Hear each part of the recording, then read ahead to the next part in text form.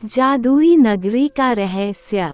दोस्तों, कहानी शुरू करने से पहले अगर आपने चैनल को सब्सक्राइब नहीं किया तो जल्दी से जाकर चैनल को सब्सक्राइब कर दीजिए और बेल आइकन को ऑल पर कर दीजिए ताकि हमारे आने वाले नए वीडियो का नोटिफिकेशन आप तक पहुंच सके। तो चलिए शुरू करते हैं। सोमलपुर के राजा सूर्य प्रताप बेहद ही प्रतापी और लोकप्रिय राजा थे। उनके राज्य पाठ में किसी प्रकार की कोई कमी नहीं थी।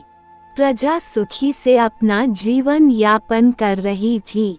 सूर्य प्रताप का एक पुत्र तेज प्रताप था, जो विवाह योग्य हो गया था, किंतु वह बाल हट के कारण विवाह नहीं करना चाहता था। विवाह के लिए जब भी पिता या कोई कहता तो उसके सामने तेज प्रताप अपनी शर्त रख दिया करता। वह शर्त थी, जो भी कन्या उससे विवाह करेगी उसे सुबह शाम एक एक लात मारेगा। इस शर्त पर कोई भी कन्या विवाह करने को राजी नहीं होती। कोई बिरला ही होगी जो इस प्रकार की शर्त को स्वीकार करेगी। राजा इस चिंता में दिन प्रतिदिन परेशान रहते थे। तेज प्रताप राजा का इकलौता बेटा था। अगर विवाह नहीं हुआ तो उनका राजपाट और वंश आगे कैसे बढ़ेगा, यही चिंता राजा को दिन रात परेशान किए रहती थी। राजा ने दूर से दूर राज्यों में भी अपने बेटे के लिए नेता भेजा, किंतु तेज प्रताप की शर्त के सामने कोई भी विवाह के लिए राजी नहीं होता। काफी समय बीत गए थे। एक कन्या रागिनी ने इस प्रकार की शर्त और चुनौती को स्वीकार कर विवाह करने के लिए हाँ भर दिया। समय और मुहूर्त देखकर दोनों का विवाह संपन्न हुआ। सभी विधि विधान पूर्ण कर जब दोनों कोबर में पहुँचे, तेज प्रताप ने अपनी नवविवाहिता पत्नी रागिनी को अपनी शर्त की याद दिलाई और एक लात मारने की बात कही। रागिनी ने कहा, आप मुझे लात तभी मार सकते हैं जब आप स्वयं से कमाने योग्य हो जाएंगे। अभी पिताजी के कमाई पर आप मुझे लात नहीं मार सकते। तेज प्रताप गुस्से से तमतमाया, कोबर से बाहर चला आया और राज्य छोड़कर कमाई के लिए निकल गया। सवेरे जब तेज प्रताप की खोज की गई तो पता चला वह कमाई के लिए बाहर चला गया है।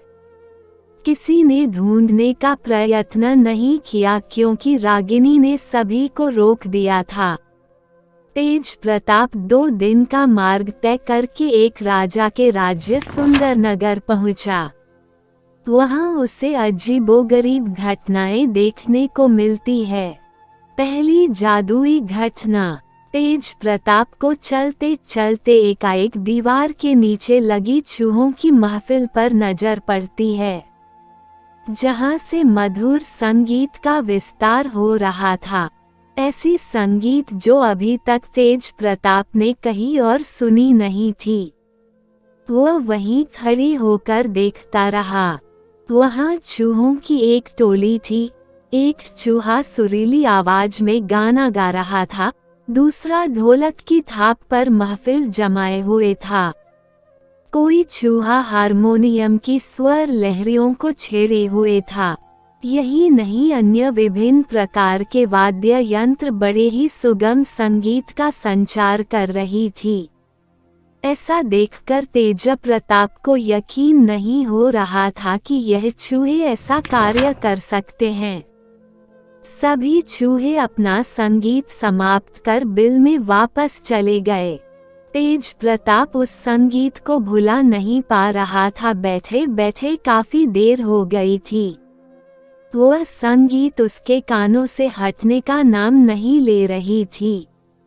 तभी एकाएक उसकी एकाग्रता भंग हुई। सामने महफिल समाप्त हो चुकी थी। दूसरी जादुई घटना, वह उठा और कुछ दूर आगे चला। वहां नगर में एक नदी थी जिसे पार करके आगे का रास्ता पूरा करना था। तेज प्रताप उस नदी को पार करने की तरकीब सोच ही रहा था कि उसके पास एक सियार नाव लेकर प्रस्तुत हो जाता है। कहिए मालिक, क्या आपको नदी पार करनी है? तेज प्रताप की आंखें फटी की फटी रह जाती है। यह क्या? सियार नाव चला रहा है और वह आदमी को बैठाकर उस पार करेगा। वह सोच में पड़ गया। सियार ने पुनः आवाज लगाई, मालिक, क्या आपको नदी पार करनी है?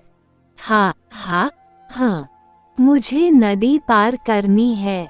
आइए नाव में बैठिए। तेज प्रताप सधे हुए कदमों से नाव पर सवार हो गया और कुछ ही देर में वह नदी के पार उतर गया। तीसरी जादुई घटना। तेज प्रताप ने इससे पहले अजीबोगरीब इस प्रकार की घटनाएं कभी नहीं देखी थी। वह कुछ सोच समझ भी नहीं पा रहा था कि सामने एक तालाब नजर आता है। उस तालाब पर एक हंस और हंसिनी का जोड़ा कपड़ों को धो रहा था। कपड़ा धोने के बाद आसमान की ओर उछाल देता था। वह कपड़ा वापस जब जमीन पर आता तो सूखकर अपने आप तह लगा हुआ होता था। तेज प्रताप को अपनी आंखों पर यकीन नहीं हो रहा था। क्या इस प्रकार आसमान में कपड़ा उछालने पर सूखकर और तह लगकर आ सकता है? खैर, अब उसे धीरे धीरे आभास हो रहा था कि यह कोई जादुई नगरी है। यहाँ अजीबोगरीब घटना सामान्य हो सकती है। थकान के कारण वह वही पेड़ के नीचे बैठ गया और हंस हंसिनी के चमत्कार को अपनी आंखों से देख रहा था। हंस हंसिनी अपना काम समाप्त कर वहां से उड़ गए। तेज प्रताप वही पेड़ की छांव में बैठा रहा।